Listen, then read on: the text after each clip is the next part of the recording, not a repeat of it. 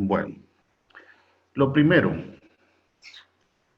con esta frase del Código de Da Vinci, de la película del Código Da Vinci, lo que quiero hacerles pensar en esto de que la mente ve lo que quiere ver, es que cuando nosotros miramos un electrocardiograma y no tenemos entrenamiento en su lectura, lo más que miramos son un montón de rayitas y no logramos percibir qué es lo que hay detrás de ese montón de rayitas. Entonces, muchas veces nosotros vamos a asumir que hay un problema dentro de esas rayitas cuando muchas veces no lo hay. Y entonces, en la lectura e interpretación de un electrocardiograma, surge en el estudiante inicialmente el temor o el miedo. ¿Temor y miedo para qué? ¿O por qué? ¿Podré yo interpretar esto? ¿Lograré saber qué es lo que tiene o qué es lo que hay dentro de ese trazado de rayas? Y si este temor o miedo nosotros lo traducimos o lo ponemos delante de un paciente, esto se convierte en pánico, ¿verdad?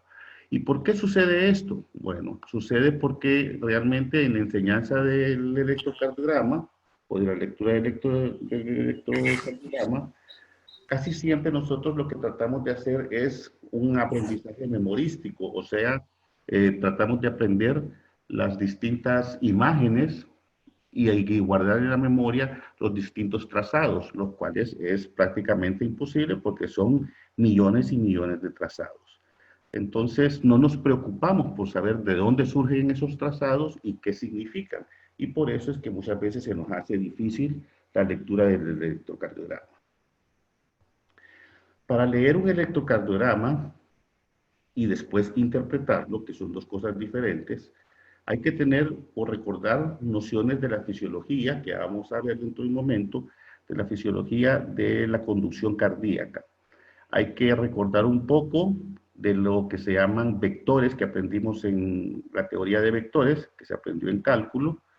No vamos a dar una clase de vectorcardiografía, pero sí algunos principios básicos de la sumatoria de vectores que nos van a ayudar para la lectura de algunos elementos del electrocardiograma.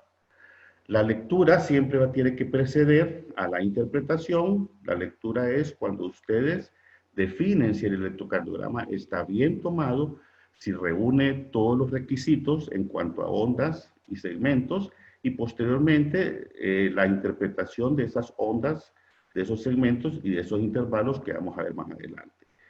Y muy importante, muchachos, muy importante, como todo lo que se ha dicho acá y como lo que se ha compartido cuando recibimos la clase de interpretación del laboratorio, esta es una herramienta diagnóstica para apoyarse. No es una cosa que a ustedes les va a decir, el electrocardiograma les va a dar el diagnóstico definitivo. No. Siempre ustedes tienen que hacer una correlación clínica con los hallazgos del electrocardiograma. Si ustedes no saben lo que van a buscar o por qué están indicando el electrocardiograma, volvemos a lo mismo. La mente va a ver lo que quiere ver y lo que van a ver van a ser un montón de rayas y no van a poder entenderlo.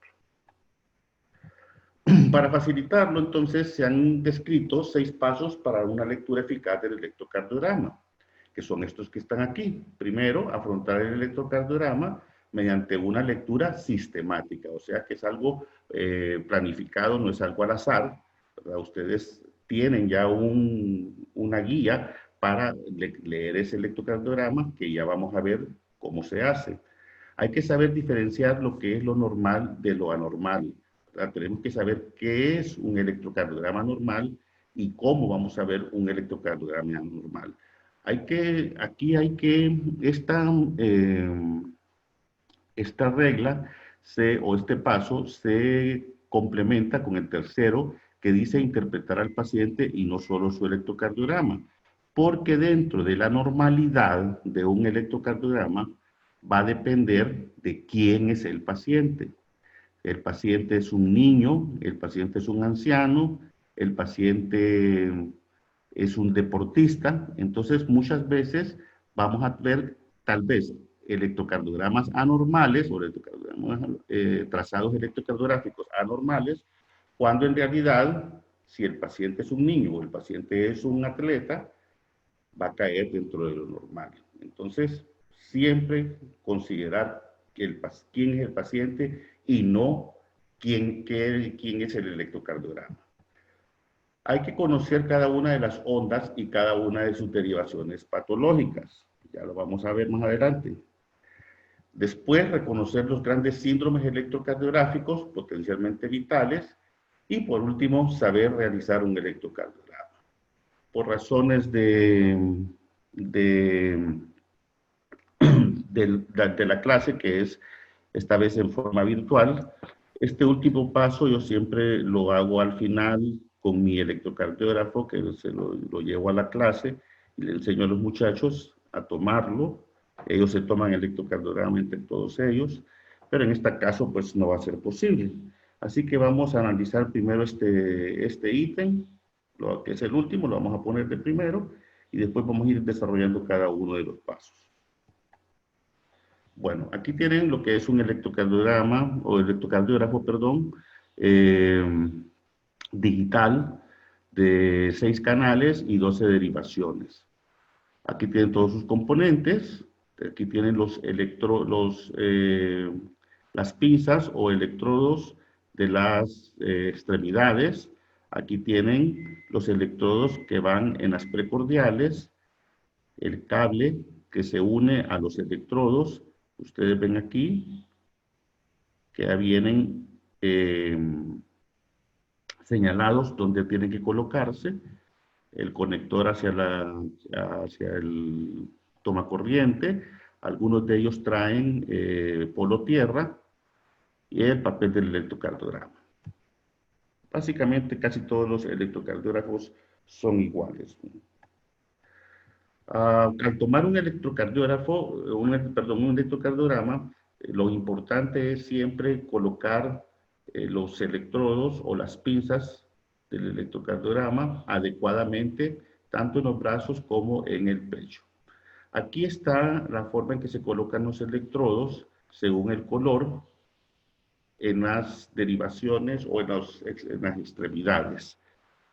La mayoría de las veces vienen señalados, pero si no vienen señalados, vienen por colores y ustedes se pueden acordar en esto con la regla del semáforo. Siempre comenzando en el lado derecho, va a ir el rojo, en el lado izquierdo el amarillo y en el pie izquierdo el verde. Aquí va a ir el electrodo neutro. Cuando a veces dice el muchacho, doctor, pero ¿y si el paciente no tiene pies o si el paciente le falta un brazo?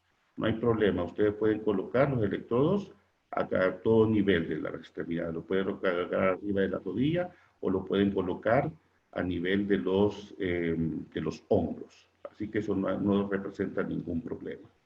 Esto de la coloración es en los electrocardiogramas, modernos, ¿verdad? O sea, más recientes. En algunos no vienen en este color, sino que, como acá, miren, la pincita es color azul y todas son colores azules. Y lo que varía es el electrodo o el alambrito que viene insertado en la plaquita. Importante, cuando ustedes vayan a colocar estas pinzas, fíjense bien que aquí hay una placa de metal. Esta placa de metal tiene que estar limpia y siempre va a ir al interior de la extremidad. Nunca va a ir aquí afuera, sino que va a ir al interior de la extremidad. Una cosa importante al tomar un electrocardiograma es que es la colocación de los electrodos o de las derivaciones, que nos van a dar las derivaciones horizontales o transversales, que son estas, o llamadas precordiales. Si ustedes colocan mal estos electrodos, si ustedes colocan mal estas derivaciones anteriores, entonces van a tener trazados electrocardiográficos que pueden ser, o ustedes le pueden interpretar como anormales, cuando en realidad no lo son. Tanto en anterior, si ustedes colocan, por ejemplo, un electrodo que va en la mano izquierda, en la mano derecha, o en el brazo derecho, y viceversa, entonces ustedes van a tener en el trazado electrocardiográfico, alteraciones que le pueden hacer pensar que el eje se ha ido extremo derecho o les puede inclusive simular un infarto de miocardio. Una cosa muy importante en esto es que la mayoría de estos electrocardiógrafos son digitales, traen su pantallita y traen ya su interpretación, facilitándole así a la persona, al médico general o al médico que no está entrenado para la lectura, facilitándole el diagnóstico. Inclusive el papelito acá, ustedes van a ver que presenta ahí, dice el diagnóstico, probable infarto de miocardio o infarto de miocardio en cara anterior. Entonces, muchas veces, si ustedes no se fijan cómo colocar los electrodos, pueden o los ponen en forma equivocada, pueden presentarse en el trazado electrocardiográfico manifestaciones o la computadora del electrocardiógrafo la va a interpretar como que tiene un infarto y lo va a escribir. Por eso se recomienda que cuando hayan estos trazados, que la computadora del electrocardiograma lo interpreta, siempre debe ser confirmado y ahí van a ver un trazado en, las, eh, en la lectura que hace la computadora va a haber una parte que dice confirmado porque siempre tiene que ser confirmado, siempre tiene que ser visto por un experto en el análisis del electrocardiograma. Ok, entonces la colocación de estos electrodos es importante en la toma del electrocardiograma y aquí tomamos como punto de referencia el ángulo de Lewis. El ángulo de Lewis nos señala el segundo espacio intercostal, pasamos al tercero, al cuarto y aquí es donde nosotros empezamos a colocar los electrodos, que lo hacemos de la siguiente forma. B1 lo vamos a colocar, está en el cuarto espacio intercostal, en el borde paraesternal, perdón, el borde sí, paraesternal derecho. El B2 en el cuarto espacio intercostal, en el borde paraesternal izquierdo. Después localizamos el B4 en el quinto espacio intercostal, en la línea medio clavicular. ¿Por qué localizamos primero el 4 antes que el 3? Bueno, porque la línea que va del B4 a B2, en medio de ella es que colocamos B3. De ahí para acá todo es fácil. B5 está en la misma dirección que B4, nada más que en la línea axilar anterior, y B6 en la misma dirección, nada más que en la línea axilar media. Importante, antes de entrar al análisis de lo que es el electrocardiograma, es conocer el papel del electrocardiograma. El papel es un papel milimetrado que el trazado es hecho mediante una aguja térmica y ustedes ven todos estos cuadritos, cada uno de estos cuadritos tiene un valor. Aquí tenemos un cuadrito, este cuadrito tiene un valor que es el que vamos a tomar como referencia para determinar si nuestros trazados o nuestras ondas son normales. Generalmente se mide en milímetros o en segundos. Un milímetro equivale a 0.04 segundos, o sea, este cuadrito representa un milímetro, o si lo ponen en tiempo, en 0.04 segundos. Si ustedes suman 5 cuadritos de estos, van a encontrar un cuadro grande, el cual, si ustedes lo ponen en el plano vertical, 1, 2, 3, 4, 5 milímetros, va a ser 0.5 milivoltios. Y si lo ponen en el plano horizontal, 5 milímetros equivalen a 0.20 segundos. Esto es importante, vamos a ver por qué, para cuando nosotros estemos analizando o midiendo los intervalos o el voltaje de las distintas ondas, segmentos e intervalos del electrocardiograma. Lo mismo, ya esto ya en ampliado, 1 milímetro o 0.04 segundos, 5.20 segundos, y si lo medimos en la parte vertical, estos segundos se convierten en milivoltios. ¿Ah? Un 5 milímetros, un cuadro grande, mide 5.5 milivoltios.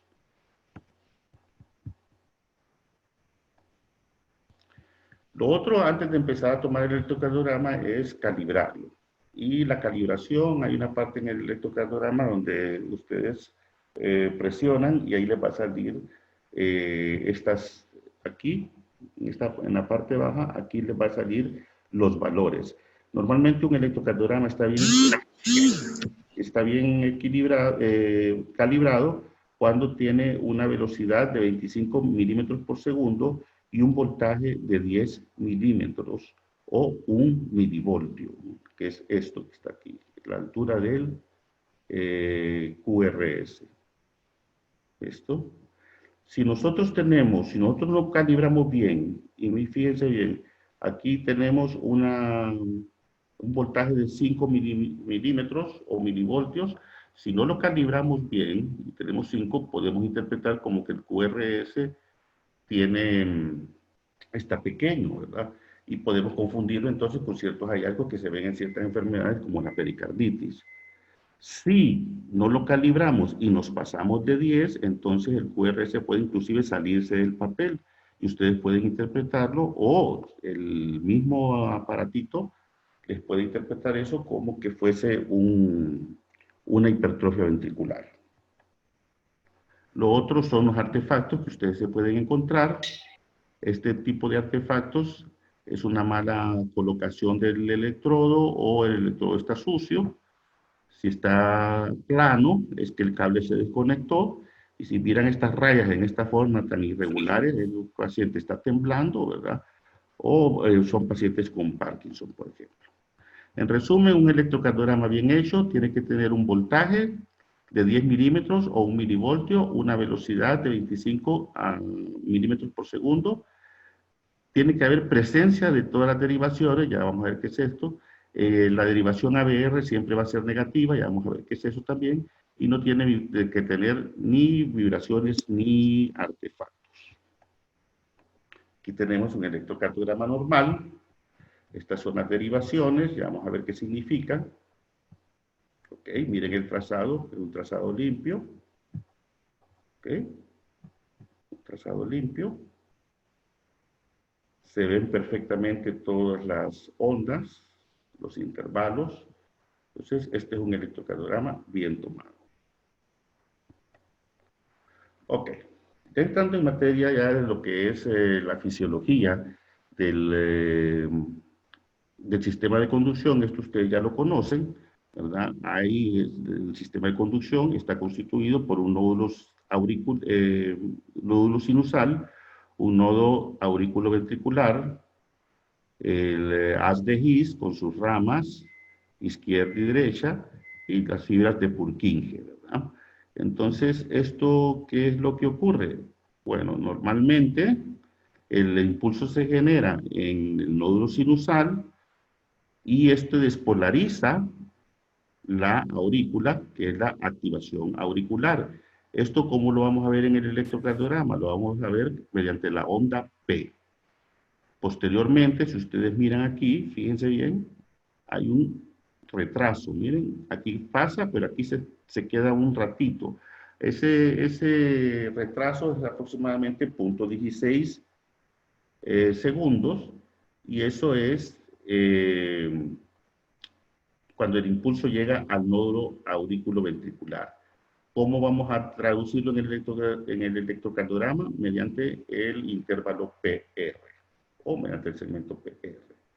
Posteriormente, miren, se despolariza primero el tabique.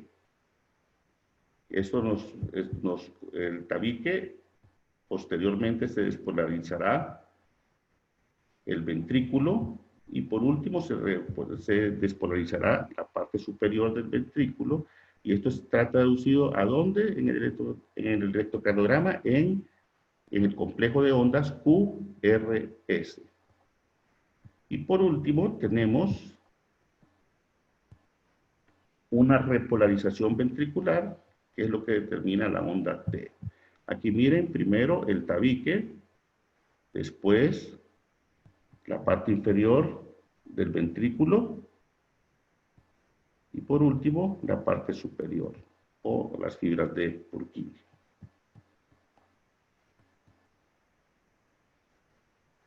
Bueno, ya entonces entrando con lo que habíamos dicho, cada uno de los pasos, ya vimos el primero entonces de cómo se toma un electrocardiograma, ahora vamos a ver los 5 restantes.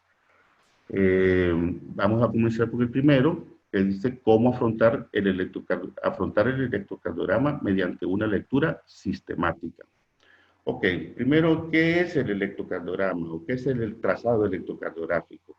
El trazado es simplemente una visión de la actividad eléctrica del corazón. Y mediante esa actividad eléctrica nosotros podemos ver cualquier área del corazón a través de distintas ventanas. Entonces, aquí está el símil del autobús.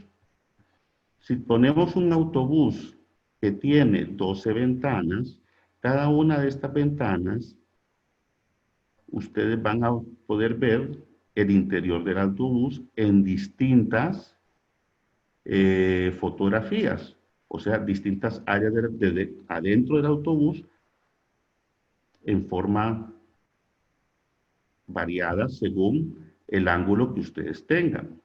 ¿Ah? Entonces, estas ventanas del corazón es lo que nosotros denominamos derivaciones. Y estas ventanas lo que ven es la actividad. Mediante estas ventanas miramos la actividad eléctrica y miramos el interior del autobús, en el caso, el corazón. Entonces, ¿qué es lo que vamos a ver o qué es lo que vamos a buscar cuando miramos a través de esas ventanas? Pues vamos a buscar los componentes del electrocardiograma. ¿Y cuáles son esos componentes? Bueno, son estos que están aquí. Los componentes del electrocardiograma constan de un trazado electrocardiográfico. Todo esto que está aquí es un trazado electrocardiográfico. El trazado electrocardiográfico consta de 5 ondas principales, 6 dicen algunos, aunque la onda 1 siempre nosotros la visualizamos y por eso la dejamos aparte, pero siempre vamos a visualizar, o por lo general visualizamos 5 ondas, la onda P, que significa despolarización de las aurículas, el complejo de ondas QRS, que significa la despolarización del ventrículo, la onda T, que es la repolarización del ventrículo, y la onda U, que es la repolarización tardía de los músculos papilares. Ok. Además consta de 2 segmentos. Los segmentos son la línea isoeléctrica que no abarca las ondas. La línea isoeléctrica como esta que está aquí. Esta sería un segmento PR. Este es otro segmento. Aquí no estamos abarcando ninguna onda. Y este sería el segmento ST. Muy importante, como vamos a ver más adelante, para el diagnóstico de situaciones isquémicas. Y consta de 3 intervalos. El primer intervalo es los intervalos ya abarcan los segmentos y las ondas. En este caso sería intervalo PR. PR, que va desde el inicio de la P hasta el inicio de la onda R o el final o el inicio de la onda Q. Y está el intervalo QT, es este que está aquí. Aquí lo tenemos. QT, que abarca parte de la onda Q y el total de la onda T. Hay un tercer intervalo que es el que ocurre entre una R y otra R de la siguiente actividad eléctrica. Y es el intervalo RR. Ok.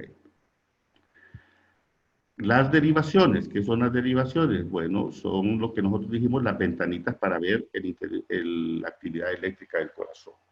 Y estas derivaciones pueden ser derivaciones de las extremidades o derivaciones anteriores y derivaciones precordiales o derivaciones transversales u horizontales.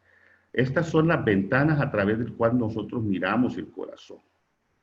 Estas derivaciones, ABR significa voltaje aumentado derecho, ABL, voltaje aumentado izquierdo, y ABF, voltaje aumentado de los pies. De ahí surgen otra derivación, que es la diferencia de voltaje entre el derecho y el izquierdo, como son estas son derivaciones bipolares. ABR, ABL y ABF son monopolares, porque solo son la concentración eléctrica en una sola, no hay una sumatoria, pues no hay una diferencia. Mientras que estas otras que estamos viendo aquí ya son bipolares.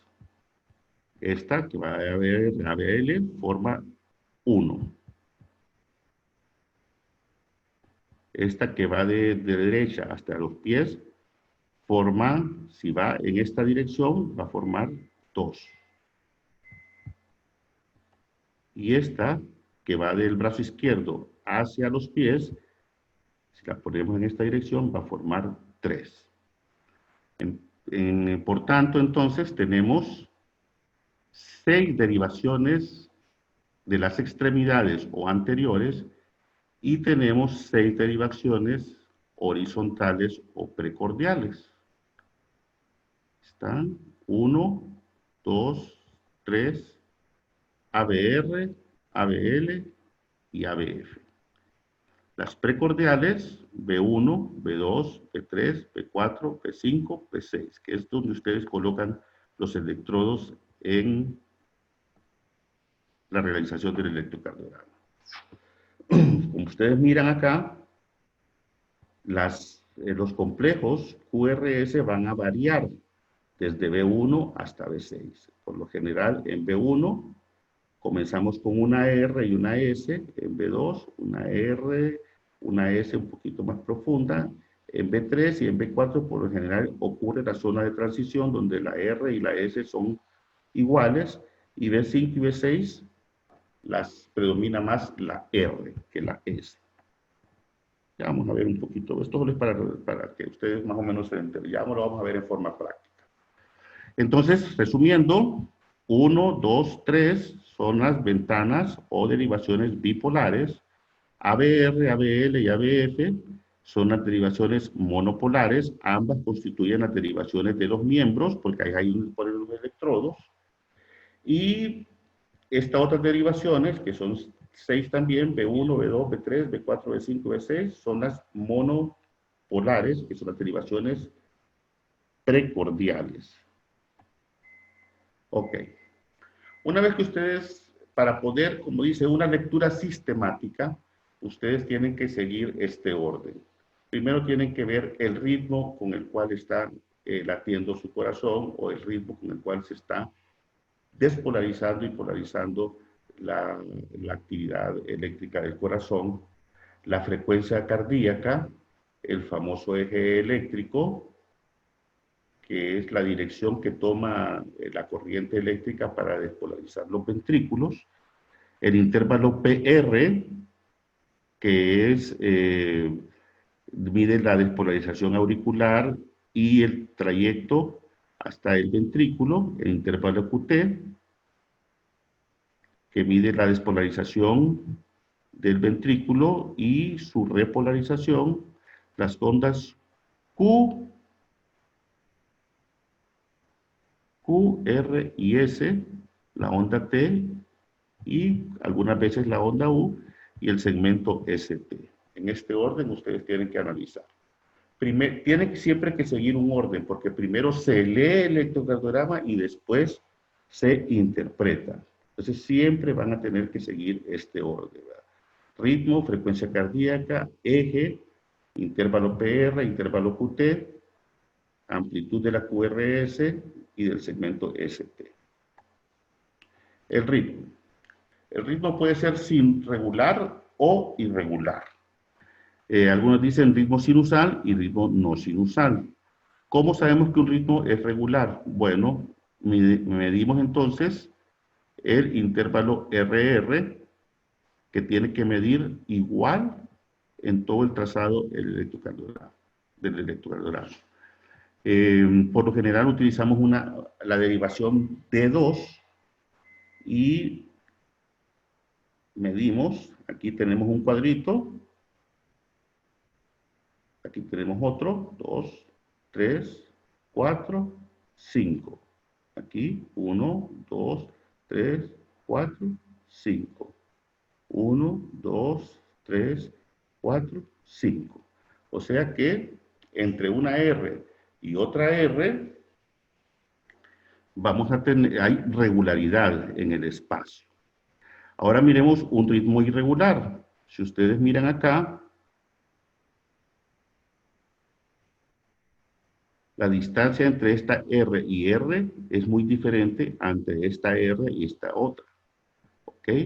Esta es más larga, esta es más corta, esta es un poquito más larga, más corta. Hay una extrasístole aquí. Entonces, ven la diferencia entre lo que es un ritmo regular o un ritmo irregular. Entonces, ¿cómo lo van a leer ustedes? Bueno, primero, ritmo regular, sí, el espacio entre las R's es constante. Irregular, si el espacio de las R's es, son diferentes. Entonces, ustedes, ritmo regular, ritmo irregular, algunos dicen, agregan ritmo regularmente irregular o ritmo irregular. Pero eso lo vamos a ver después, cuando ya miremos la parte patológica. La frecuencia cardíaca nosotros la medimos siempre que el intervalo RR sea regular, nosotros la podemos medir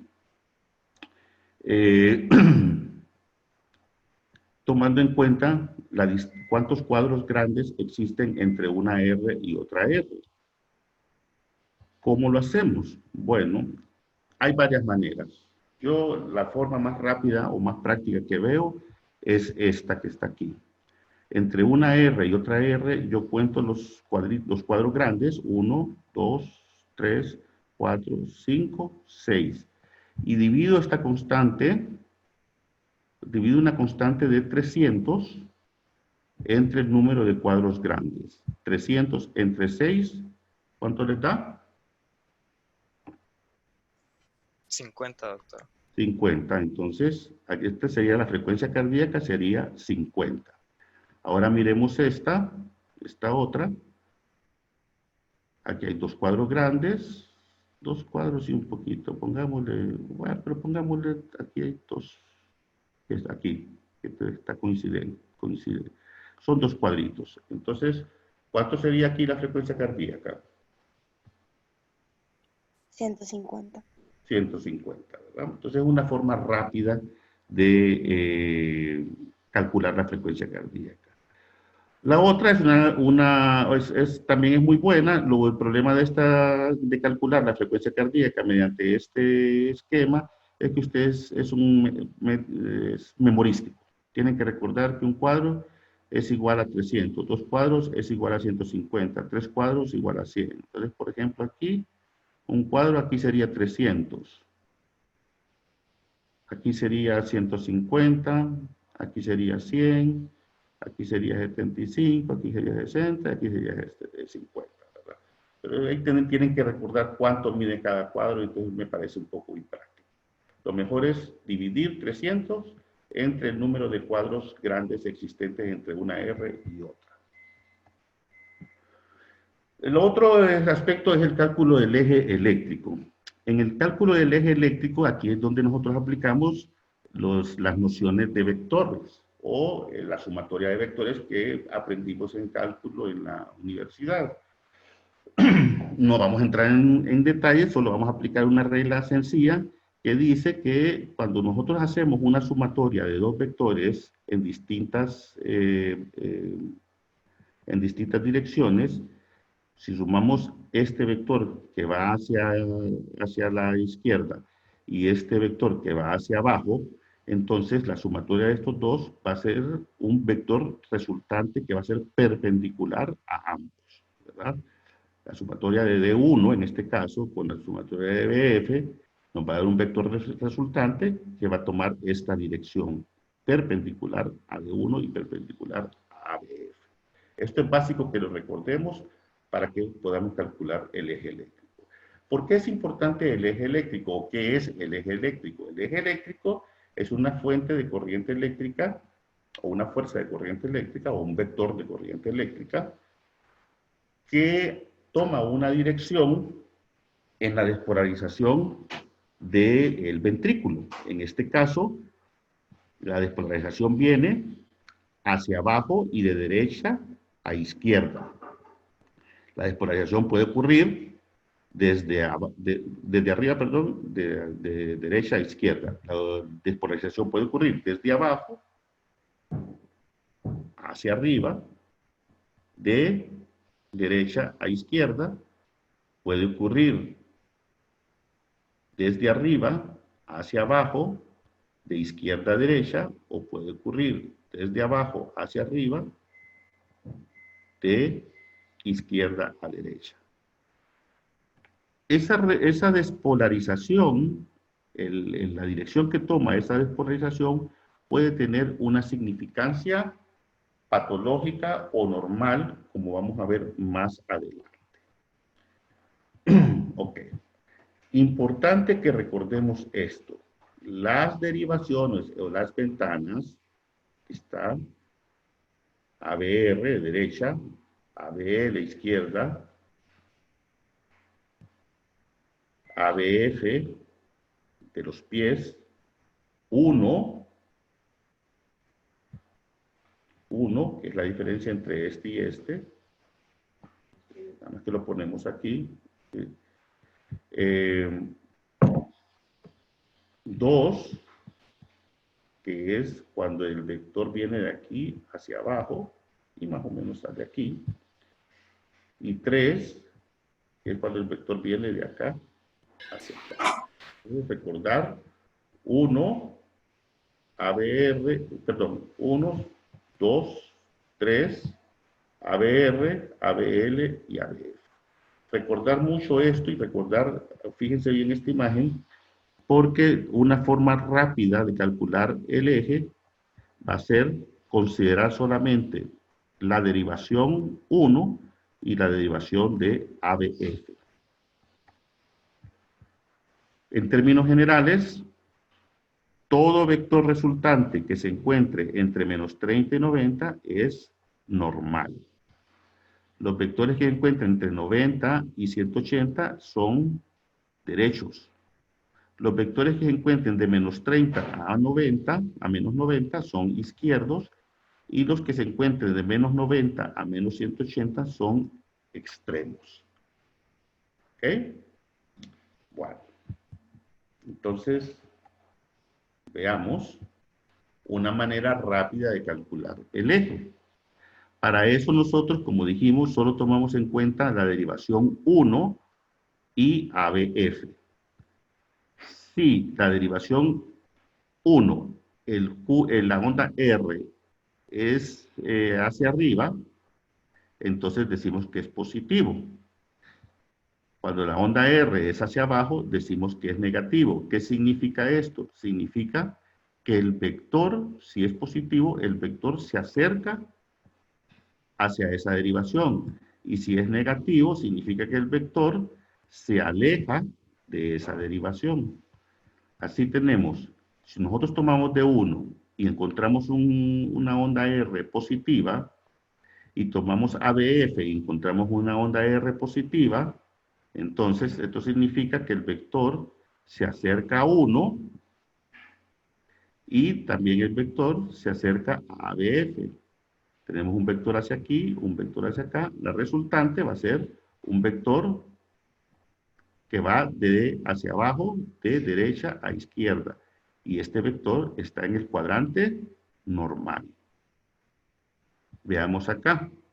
Si el vector es positivo, si la R es positiva en D1, significa que el vector se acerca a B1.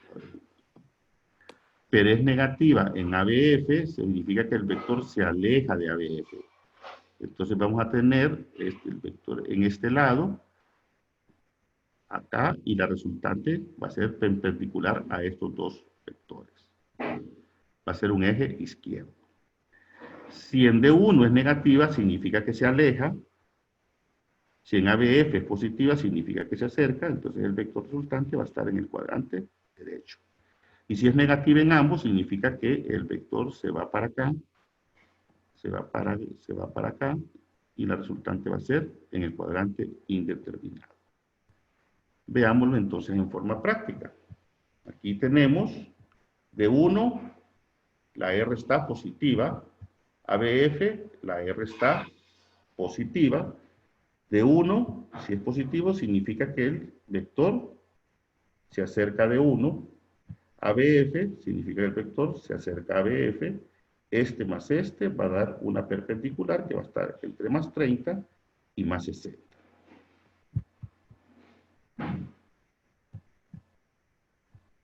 ¿Cómo está aquí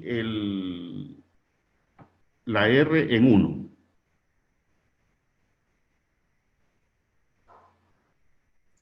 Parece estar negativo. Negativo significa que se aleja de 1, o sea que lo vamos a tener acá. ¿Eh? ¿Y cómo está en ABF? Negativo. Positivo. ¿Mm? ¿La R cómo está? ¿Positiva o negativa?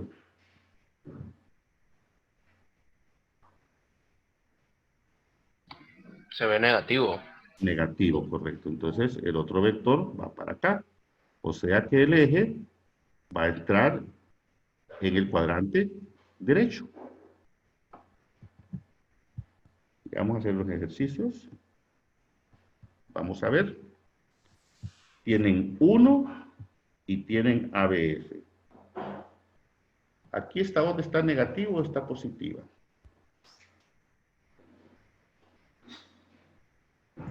Negativo. Negativo. Negativa. Negativo. Ok. Aquí, ¿cómo está? Aquí tenemos una onda Q y una onda R prácticamente de igual tamaño, o sea que está isoeléctrica. O sea que no se aleja ni se acerca a ABF, pero se aleja de 1, donde va a estar el eje.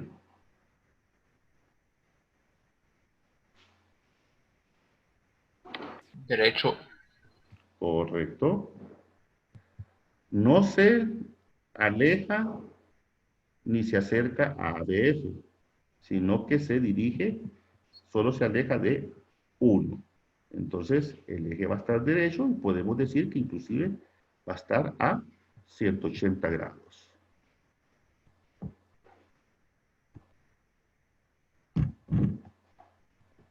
Veamos aquí, calculen el eje.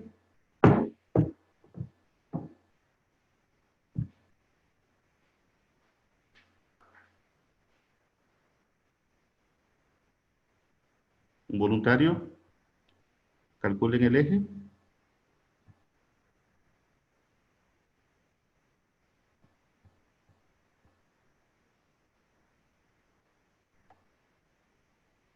Estaría desviado hacia la izquierda, doctor. ¿Por qué? En la derivación 1 veo positivo la onda R y en la ABF es negativo. Correcto. Entonces está desviado del eje de los miembros inferiores, entonces estaría desviado hacia la izquierda, si no me equivoco. 1 está positivo, o sea que se acerca a 1. ¿Ok? ABF está negativo, o sea que se aleja de ABF. ¿Ok? Entonces ya sabemos que el eje va a estar en este cuadrante. porque la resultante va a ser una perpendicular a ambas. Entonces va a estar en el cuadrante izquierdo. ¿Verdad? Todo eje en el cuadrante izquierdo es patológico. Ok. Pasemos entonces a diferenciar, al segundo paso, es que saber diferenciar lo que es normal o lo anormal en un trazado electrocardiográfico.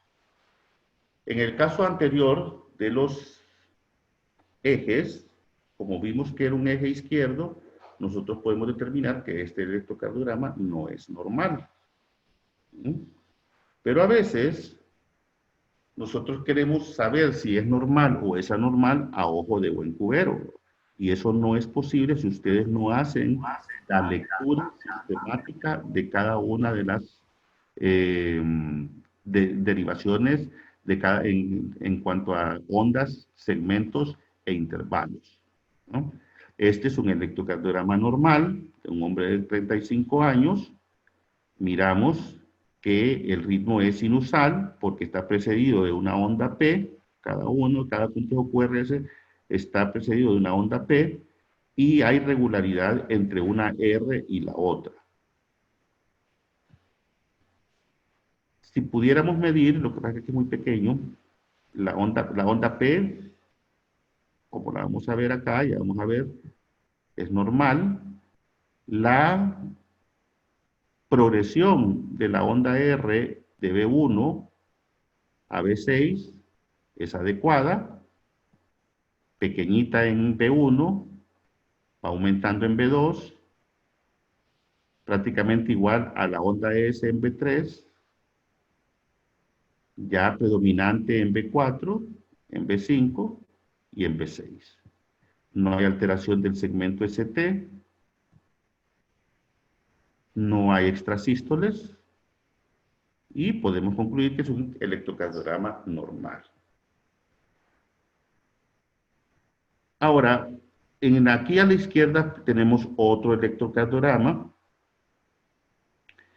que si lo miran así, podrían decir, es normal, pero si ustedes ya lo empiezan a analizar o a leer, van a ver que hay diferencias importantes. ¿Okay? Por ejemplo, el eje, ¿cómo estaría aquí?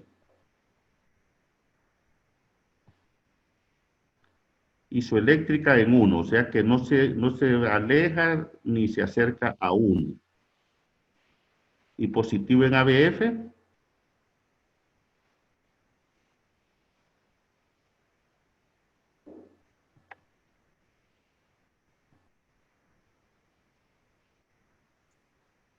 Estaría como aproximadamente en más 90. correcto, 90, ¿verdad? ¿Qué alteración ven aquí en cuanto a B1 que no la ven acá? Miren este B1, este B2, B3, B4, B5, B6. Ahora miren este. ¿Qué alteración ven ahí?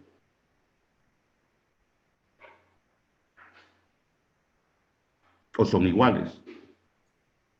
No, pareciera que están opuestos, más bien invertidos.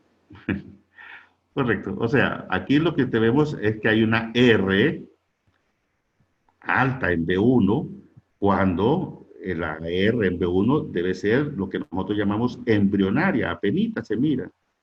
¿Eh? Mientras que aquí ya la vemos totalmente desarrollada. Vemos una onda P bifásica. ¿Ok?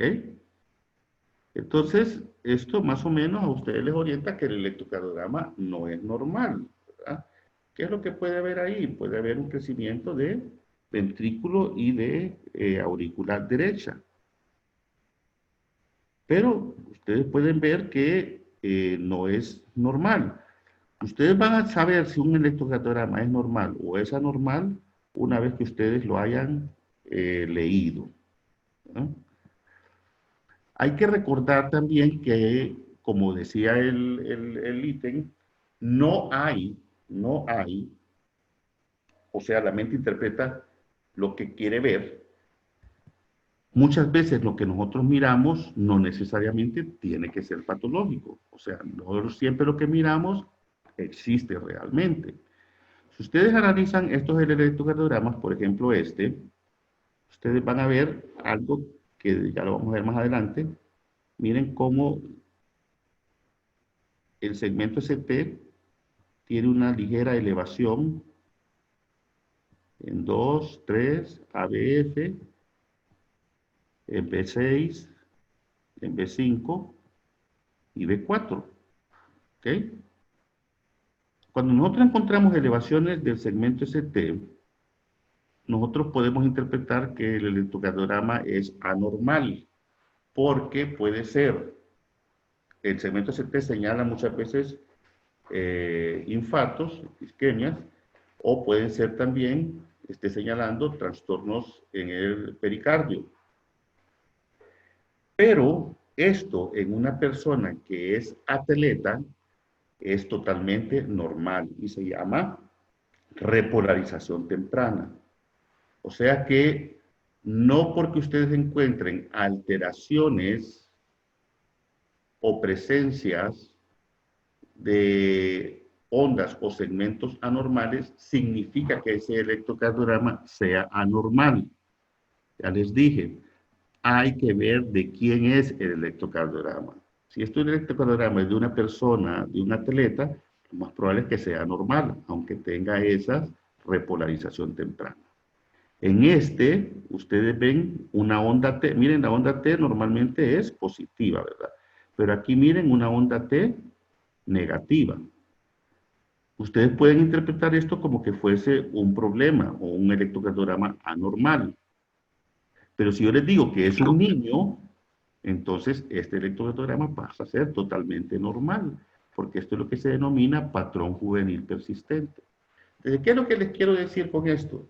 Es que no necesariamente todos los hallazgos que ustedes encuentren en el análisis sistemático o en la lectura del electrocardiograma tienen que ser patológicos. Siempre tienen que ver el contexto del paciente.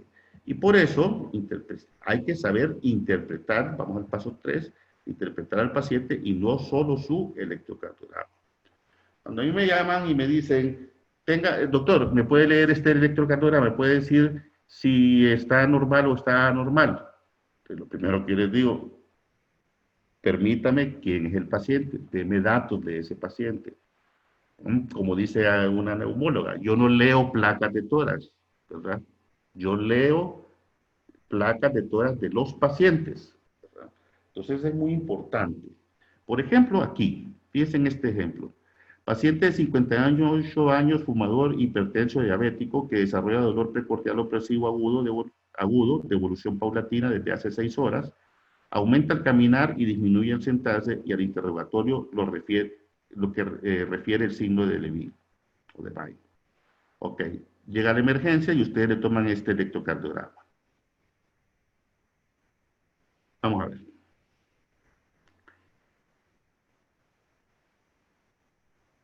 Hay ondas P, hay regularidad entre R y R, o sea que el ritmo es sinusal. ¿Ok? La frecuencia cardíaca, ¿cuánto tendría?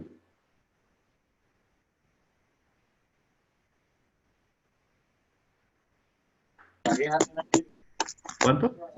60 estaría, doctor. 60, correcto. 1, 2, 3, 4, 5. 300 entre 5, 60. ¿Ah? Ok, ¿el eje dónde estaría? 1, ABF. 1 positivo, se acerca a 1. ABF. Bifásico. Básico, o sea, eléctrico. Entonces vamos a tomarlo como solo por el vector resultante, está en 1. Y 1 está a ¿cuántos grados? A 0 grados. ¿Eso es normal o normal? Es normal, doctor. Normal, correcto. Ahora fíjense bien. Los datos del paciente le señala que, desde el punto de vista clínico, o sea, ¿qué tiene este paciente? Pues así, desde el punto de vista clínico, sin ver el electrocardiograma. Una angina, doctor. Probable infarto. Un síndrome coronario, pongamos, ¿verdad? Un síndrome coronario. Un síndrome coronario agudo. Entonces le toman el electrocardiograma. Por favor, apaguen los micrófonos, que no se escucha bien. Tiene un electrocardiograma, ustedes van a buscar el infarto, ¿verdad? Y aquí nosotros no miramos ningún infarto. Pero miren, tiene la clínica de un síndrome coronario. 3 horas después, nosotros tomamos el electrocardiograma y este es el trazado.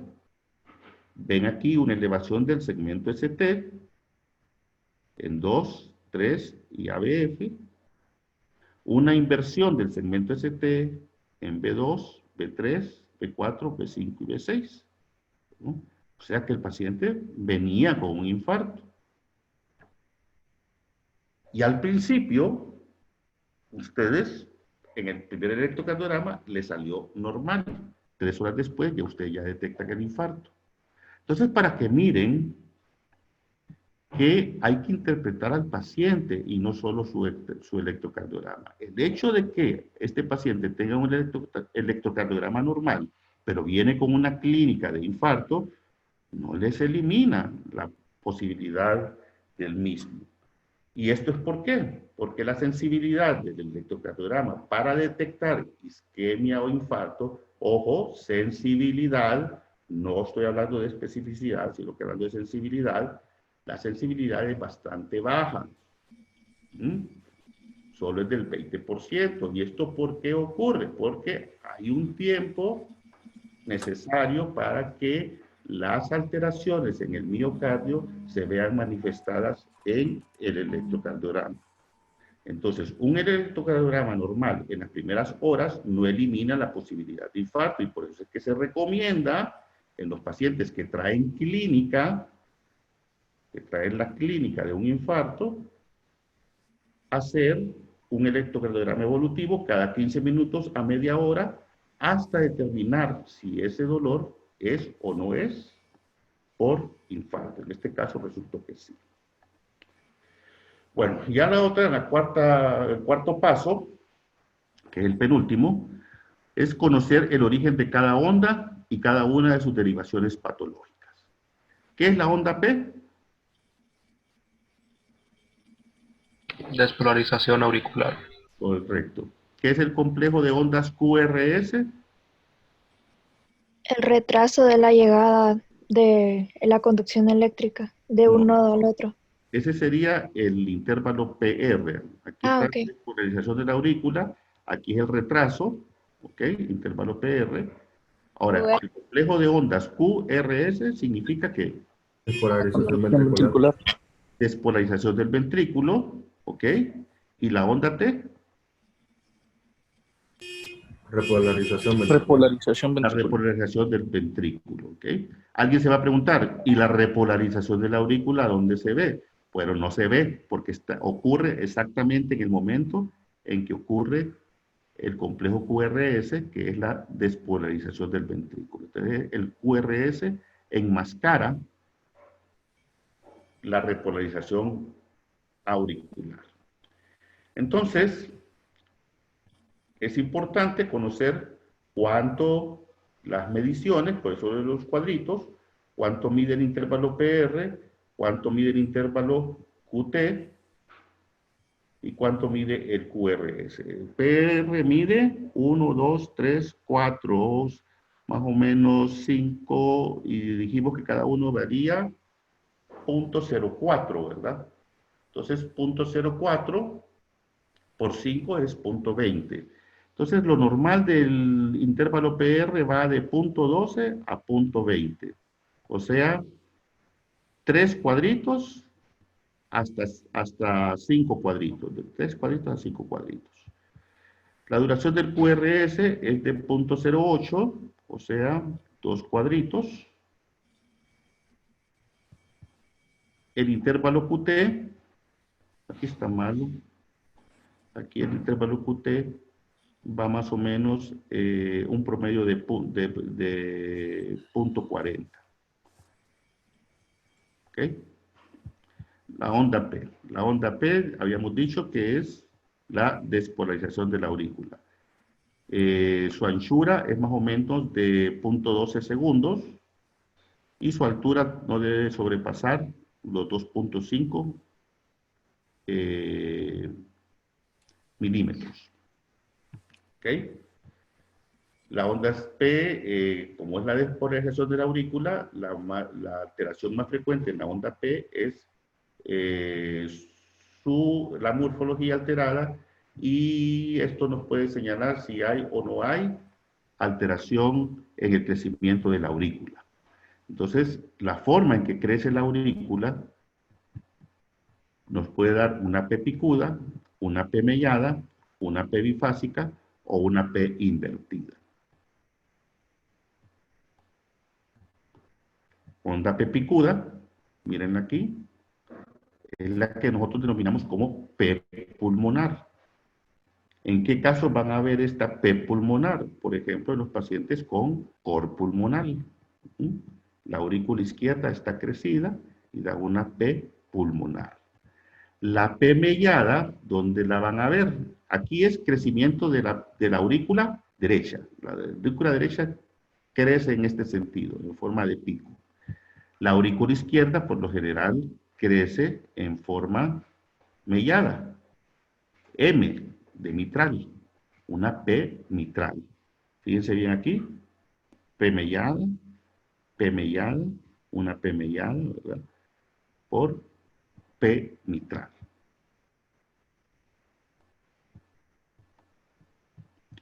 QRS, ya dijimos, es la despolarización del ventrículo. Su voltaje, o sea, su altura, no debe superar los 20 milímetros. Y su anchura no debe ser menor de 0.10 segundos. ¿Ok? La anchura, hay dos alteraciones principales. Uno, que aumente su anchura, QRS ancho, o que aumente o disminuya su voltaje.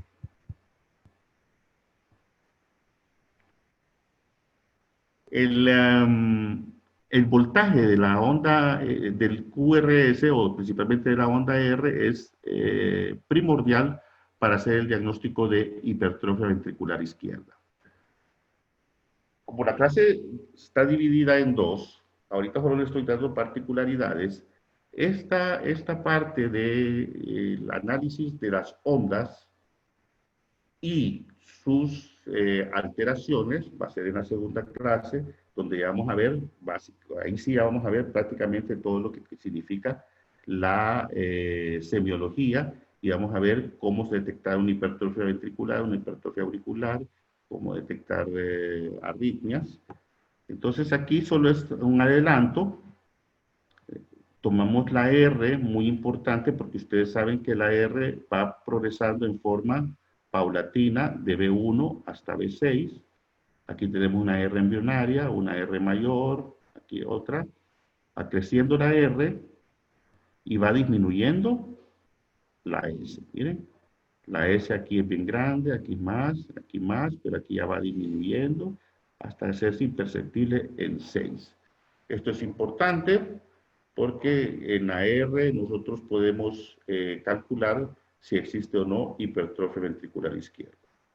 Esto, ¿cómo lo hacemos? Haciendo una sumatoria de los cuadritos que abarcan la R. Por ejemplo, aquí es un cuadro, 2, 3, 4 y medio. 4 y medio, y este es R en 6. Y lo sumamos con la S en 1. 1, 2, 3, 4. 4 y medio más 4 y medio son básicamente 8, 9 por 5, 45, ¿verdad? Esa sumatoria está bien alta porque no debe ser mayor de 35, la vamos a ver más en la siguiente clase, y eso nos da la hipertrofia ventricular izquierda. Aquí solo estoy dándoles las utilidades.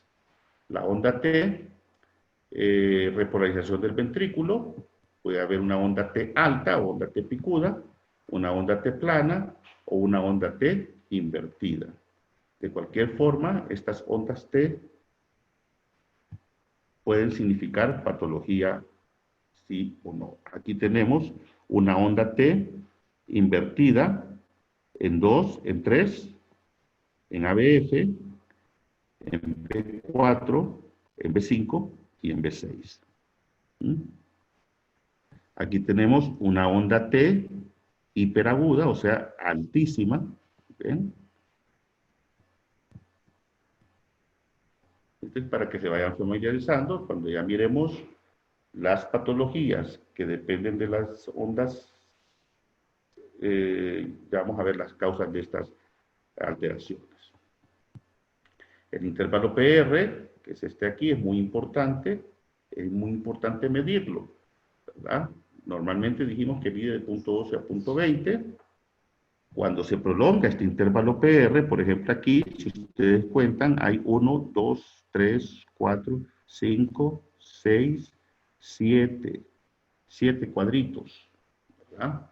Por 4 es 28, 0.28 pasa del punto 20. Entonces esta prolongación del PR nos diagnostica un bloqueo aurículo-ventricular de primer grado. También podemos encontrar que el PR se vea acortado, o sea mida menos de punto 12. Y esto se ve en los síndromes de preexcitación. O podemos ver que el PR se pueda deprimir en los casos de pericarditis. El intervalo QT, ¿qué es? ¿Verdad? El intervalo QT es el intervalo que va desde la onda Q hasta el final de la onda T. Normalmente va a medir entre punto 32 y punto 40 segundos. La prolongación de este intervalo puede darles a ustedes problemas de arritmias. Ustedes han oído ahorita en el tiempo de COVID que ciertos medicamentos como la hidroxicloroquina y la citromicina, utilizadas en conjunto, pudiesen prolongar este intervalo QT. Y esto puede estar relacionado con arritmias, especialmente letales, como la torsada de puntas, ¿verdad? Entonces, a eso se refiere cuando, a esta prolongación de este intervalo, es lo que se refiere cuando ustedes están escuchando eso. ¿Cuánto debe de medir? Normalmente punto 32 a punto 40. El ST, este es bien importante porque esto nos da bastante información diagnóstica. Puede haber una elevación del segmento ST o una depresión de este segmento. Una elevación de esta forma, que es una elevación cóncava, ¿ok? O una depresión, que es como que vieran esto ustedes reflejado en un espejo. Como que aquí trazaran ustedes una línea, esto fuera un lago, y estuvieran viendo esto en un espejo. ¿Ok? Entonces, tanto la elevación como la depresión son importantes porque puede significar situaciones de infarto. Situación de infarto o infarto, en este caso con elevación del ST, y aquí sin elevación del ST o con depresión del ST. Y aquí es una elevación convexa. Vean aquí, depresión del PR y elevación convexa del ST. ¿Alguien puede decir qué tiene este paciente? Pericarditis. Pericarditis, correcto, muy bien. Bueno, y ahora pasamos ya, para finalizar, a reconocer los grandes síndromes electrocardiográficos potenciales, ¿verdad? Tenemos los síndromes isquémicos, los bloqueos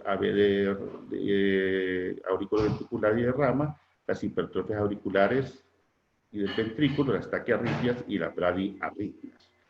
Todos estos, hoy vamos a ver un poquito de lo que son los isquémicos y los otros los vamos a dejar para la próxima clase, que ya son clases ya más prácticas, ya no es una clase tan tediosa como esta, sino que ya más práctica. Vamos a ver aquí.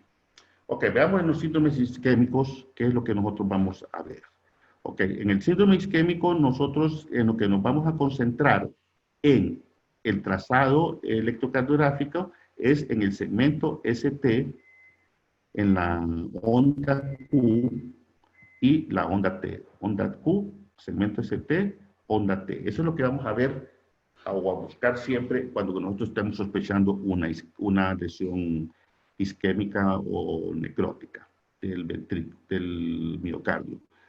Ok, en el caso de la onda T, en el caso de la onda T, lo que podemos encontrar es una inversión simétrica de esta onda, como está aquí. ¿Ok? O podemos encontrar ondas T altas o hiperagudas. Esto lo que nos está señalando es la presencia de isquemia.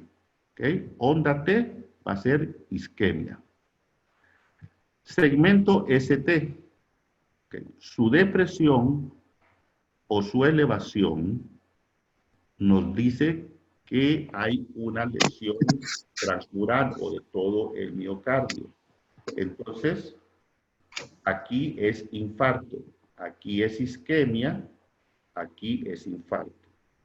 Y cuando aparece ondas Q, nos dice que la necrosis ya ocurrió y ya dejó una cicatriz en el miocardio.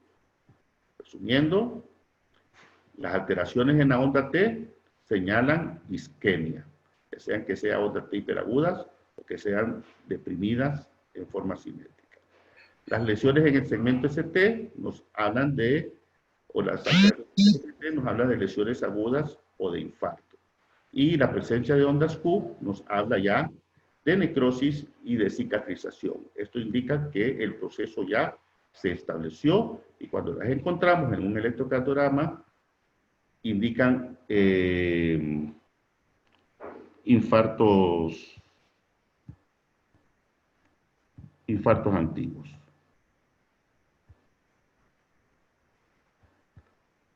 Localizando la lesión, ok. El septum lo vamos a ver a través de la ventana B1 y B2. ¿Ok?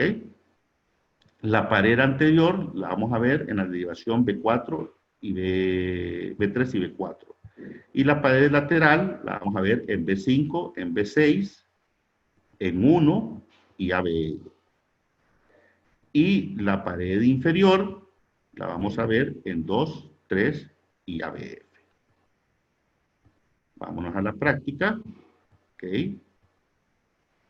Como dijimos, las derivaciones son las ventanas del autobús, o sea, son las ventanas mediante las cuales nosotros vamos a ver las paredes o dónde está la lesión, en este caso el miocardio. Ok. Entonces, imaginemos, si yo coloco mi ojo acá abajo, ¿qué derivaciones estoy viendo? 2, 3, ABF. ¿Qué cara del corazón me mira? 2, 3, ABF. ¿Qué cara me ve? La diafragmática. La diafragmática o la cara inferior. Ok. Suponiendo que yo coloque mi ojo aquí, estoy viendo que ABL y 1. ¿Ok? Estoy viendo entonces cara Izquierda. ¿Cómo se llama esta cara? Lateral. Lateral.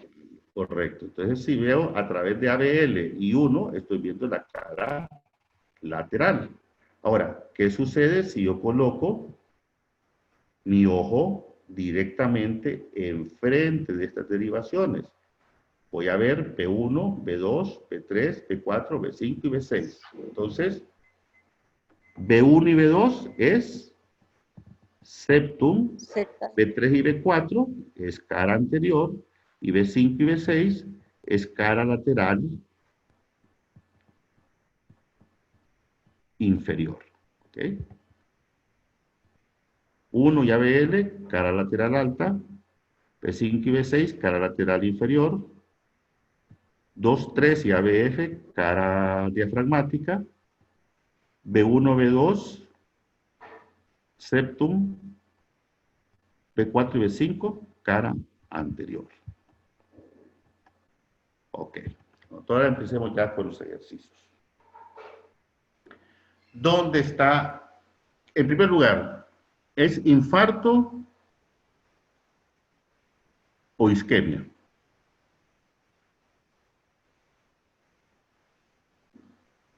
Lo primero que tienen que hacer es buscar la lesión. ¿Qué tipo de lesión es? ¿Qué tipo de lesión es esta?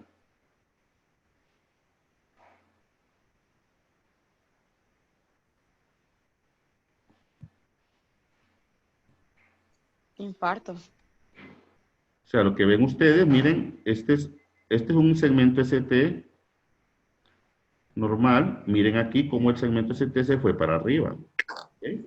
Entonces, esto es un ST elevado, es un infarto. ¿Ok?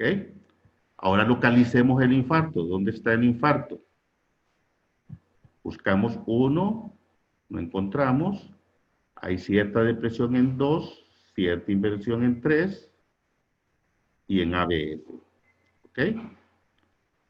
Pero los mayores cambios los vamos a encontrar en B1, B2, B3, B4, B5 y B6. ¿Ok? Fíjense que en B1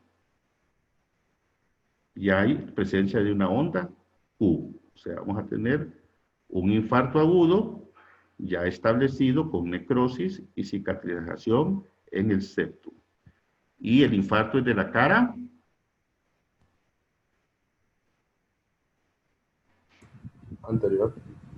anterior y Septal. septal. Es un infarto anteroseptal. ¿Ok? Muy bien. Veamos aquí, ¿qué lesiones miramos?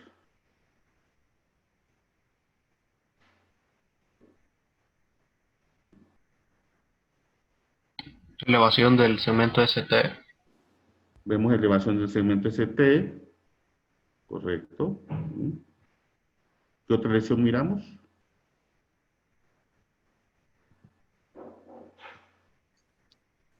En B1, B2 y B3. Fíjense bien, miran el puntero. Sí, ¿Qué lesión es esta?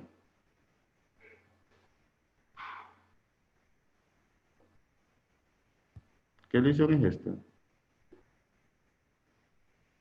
¿Onda? La onda Q Onda Q, invertida. correcto. Onda Infartos Q. previos. Es, ¿O no? aquí no es el previo porque aquí los tenemos, ¿verdad? Ya, lo que sucede es que ya pasó el suficiente tiempo y ya dejó la cicatriz, ¿verdad? Es un infarto transmural. Entonces, ¿dónde está el infarto? En la cara diafragmática. ¿Por qué? Por la presencia en la elevación 2, 3 y ABF. 2, 3 y ABF. Ok, correcto. Muy bien, cara diafragmática. Y estas alteraciones, ABL, B5, B6, B1, B2, B3, miren, aquí hay una inversión de la onda T en cara septal y una elevación del ST en cara lateral con presencia de onda Q. Hay también un infarto en cara lateral alta y estos cambios que ustedes ven aquí son lo que se denominan cambios recíprocos, ¿verdad? Es como que ustedes estén viendo estas lesiones en un espejo. Estas lesiones las están viendo en un espejo y les va a dar los cambios recíprocos, ¿verdad? Pero hay un infarto en cara lateral, ¿verdad? Y también un infarto en cara diafragmática. Ok, analicemos este. ¿Qué es lo que ven?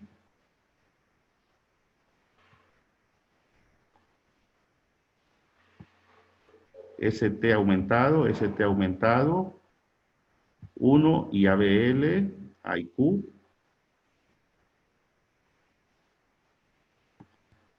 2 en 3 y en ABF, depresión del ST. ¿Ok? Entonces, 1 y ABL, Q y elevación del ST. ¿Qué es lo que hay ahí? Infarto lateral. Infarto de cara lateral, ¿verdad? Y estas lesiones que se ven en 2 y en ABF, en 3 y en ABF, Son las lesiones recíprocas. son las lesiones recíprocas. Excelente, muy bien.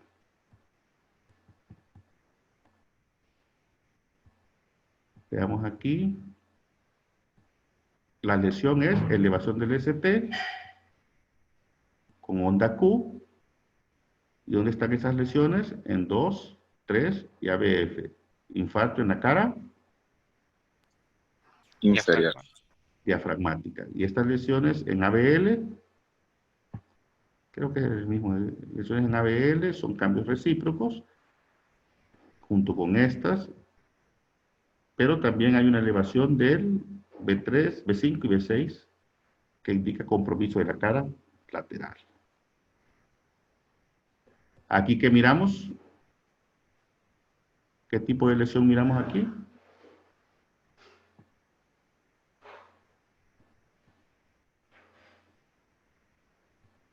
Alteración de la onda T. Inversión de la onda T. ¿Eso significaría qué? Isquemia. Isquemia, correcto. Y si les digo que es un electrocardiograma normal, ¿qué me contestarían?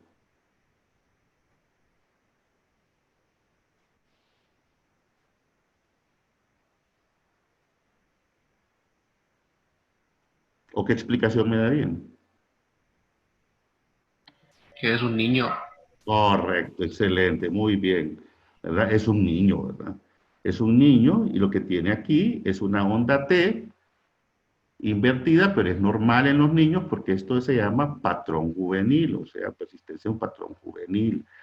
Aquí entonces recordamos el paso 3, que debemos de analizar al paciente, ¿verdad? Y no solamente su electrocardiograma. Si esto me lo presentan a mí y dicen, no, tiene una normalidad porque tiene una inversión de la onda T, ¿verdad? Yo les digo, no, es normal porque es un niño, ¿no? Entonces, no, acordarse siempre, ver quién es el paciente.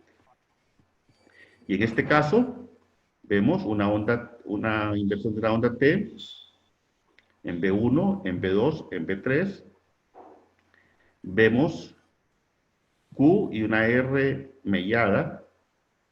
No, hay una R', Q, R.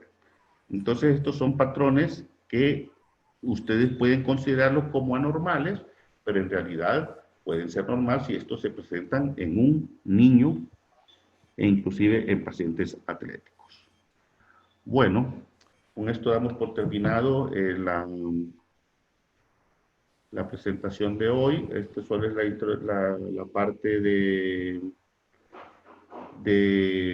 para que ustedes conocieran las ondas, los segmentos, aprenderán a calcular el eje, la frecuencia cardíaca, saber si un ritmo sinusal. Esta clase básicamente es para que ustedes determinen cuando un electrocardiograma es normal o anormal. La situación aquí de esto es que ya la parte semiológica propiamente dicha ya es otra clase, porque ya ahí sí ya aplicando lo que aprendimos hoy, ya lo vamos a aplicar en los casos clínicos. Por hoy vimos los síndromes isquémicos, ¿verdad? Hay un poquito más de síndromes isquémicos, ya lo que sigue en adelante es lectura e interpretación del electrocardiograma.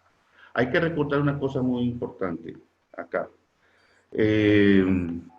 Electrocardiografía no se aprende en una clase, ¿verdad? Ustedes miran una clase de electrocardiografía cuando se da en forma corta, se corre el riesgo de no cubrir y de no entender. Cuando se extiende, aburre.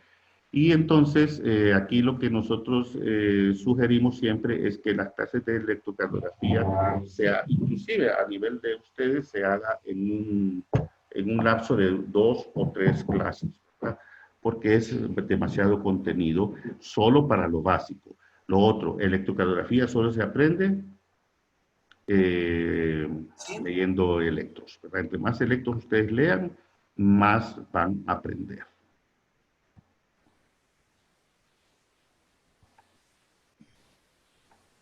Veamos. Ok. ¿Alguna pregunta? ¿O alguna duda? ¿Algún aporte?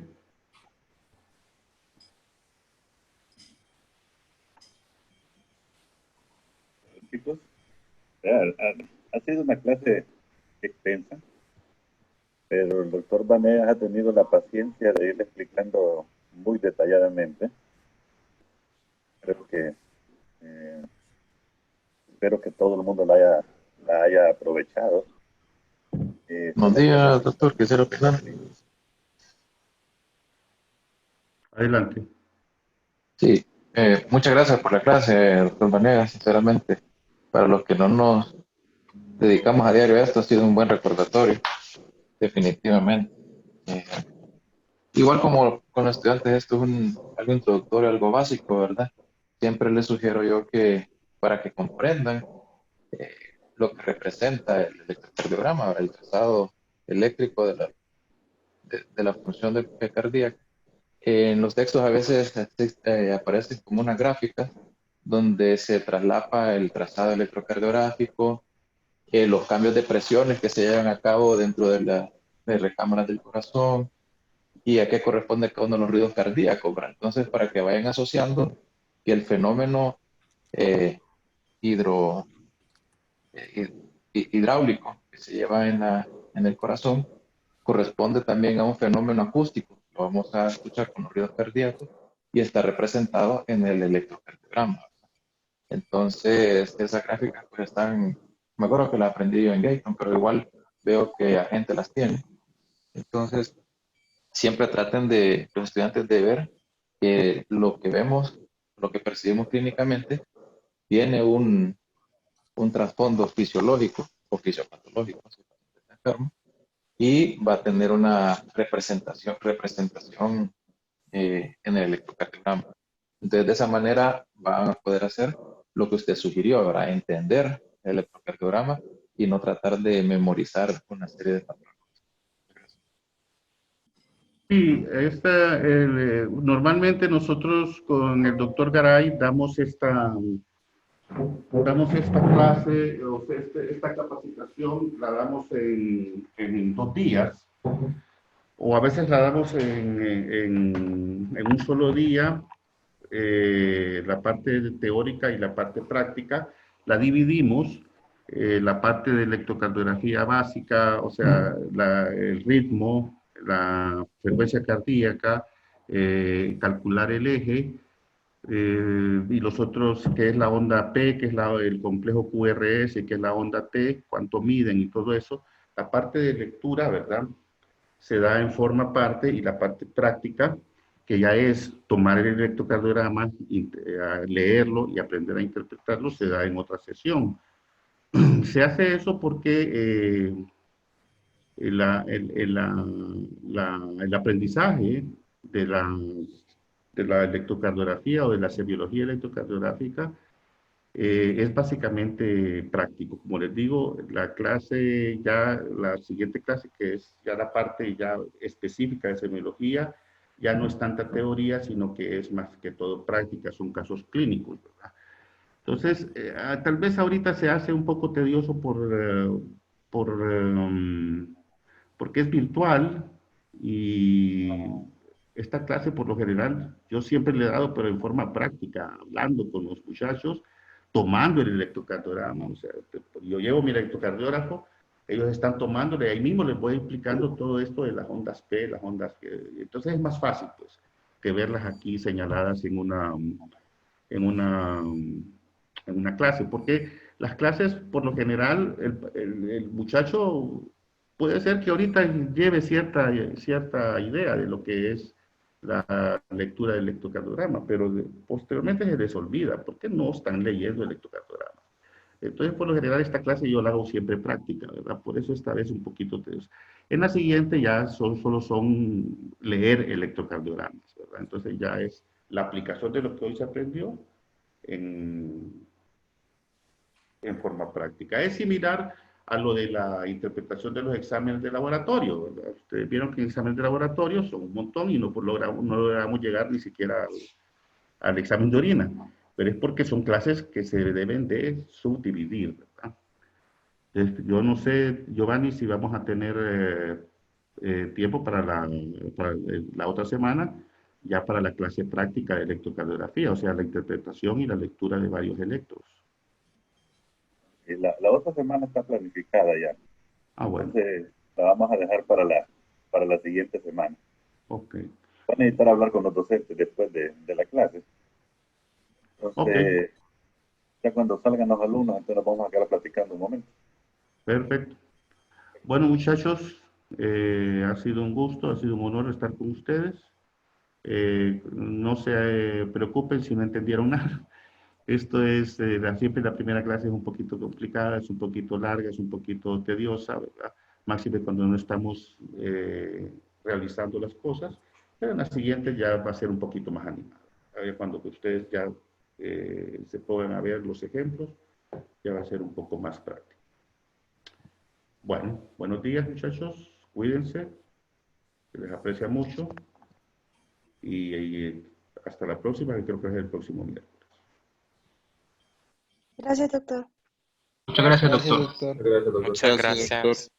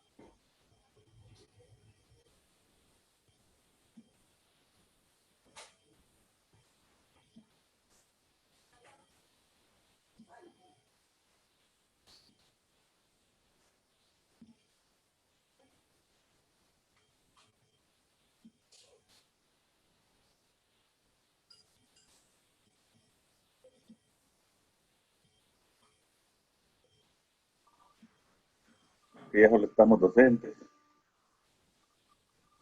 David, Samayo, Alexa, Franklin, Juan Pablo, Mario Ramos y Néstor. Doctor, pero después puede cortar la grabación o la puede tener ahora como No, para... la voy a cortar ahorita, perdón. Ajá.